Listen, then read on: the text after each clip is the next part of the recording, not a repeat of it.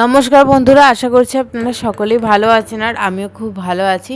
আজকে সন্ধেবেলা একটুখানি বেরিয়েছিলাম। আমাদের এখানে পৌশালী ব্যানার্জি আসছে, যাকে কিন্তু সারেগামাপায় অনেকবারই গান গাইতে দেখা গেছে। আগেরবারও এসেছিল আমাদের জামশেদপুরে, এবারেও কিন্তু দ্বিতীয়বার আসছে। 20 টাকার টিকিট কেটে মাঠে প্রবেশ করে গেছিলাম। মাঠে ঢোকার পরে কিন্তু অনেকগুলোই স্টল দিয়েছিল। এখানে কিন্তু এবারে জামা কাপড়েরও স্টল ছিল আর সাথে অনেক নেকলেসেরও স্টল দিয়েছিল। আর এখনও কিন্তু অনুষ্ঠান যেহেতু শুরু হয়নি, সেই জন্য খাবারের স্টল থেকে খাই একটি দোকান ছিল, সেই দোকানটা থেকেই ভেটকি মাছের কচুরি আর ফিশ ফ্রাই ট্রাই করেছিলাম। খাবার কিন্তু খেয়ে দিয়েই চলে গেছিলাম স্টেজের সামনেই। মোটামুটি সামনে যায়নি, কিন্তু দেখা যাচ্ছিল খুব একটা ভিড় ছিল না। তো অনেকক্ষণ অপেক্ষার পরেই কিন্তু উঠেছিল পৌশালী ব্যানার্জি।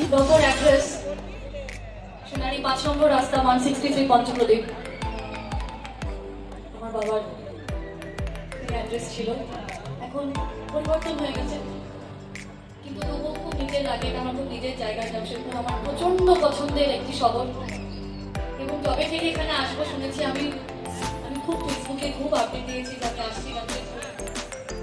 এটা আমার ভীষণ পছন্দের একটা শহর।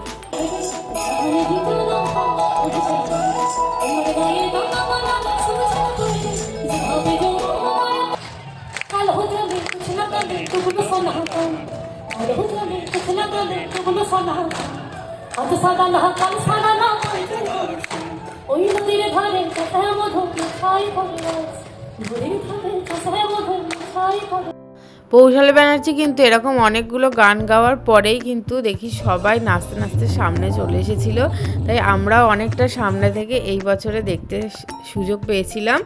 তাই উনি কিন্তু হঠাৎই এতটা ভালো লেগেছে ওনার গান গেয়ে এখানে, সেই জন্য অনেকটা সামনে চলে এসেছিল আর আমাদের সকলের সামনে দাঁড়িয়ে একটি চেয়ার দিয়েছিল ওনাকে, সেখানে দাঁড়িয়ে কিন্তু সবার সামনেই উনি গান গেয়েছিলেন।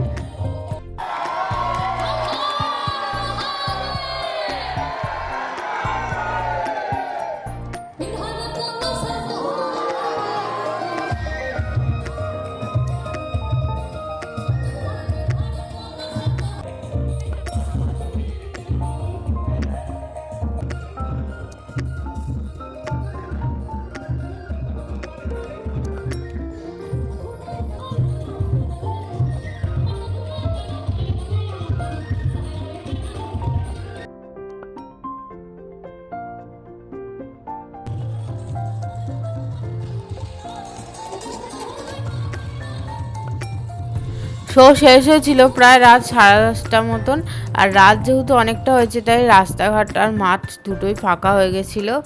আর বাড়ি যাওয়ার পথে রাস্তায় একটি দোকান থেকে নিয়েছিলাম রুটি আর ছোলার ডাল। তো ভিডিও ভালো লাগলে অবশ্যই লাইক, কমেন্ট, শেয়ার, সাবস্ক্রাইব করে দেবেন।